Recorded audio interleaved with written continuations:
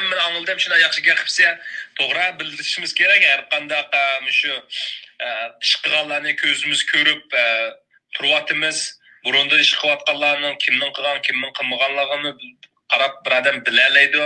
Shu ish qilgan burundan safarbar qilib Uyg'urlar uchun jonini ko'ydagan, vaqtini bergan shu aka adlarimizning hargiz nesirini yamiz nomiga daq tekizdigan ishlarni qilsak qat'iy bo'lmaydi.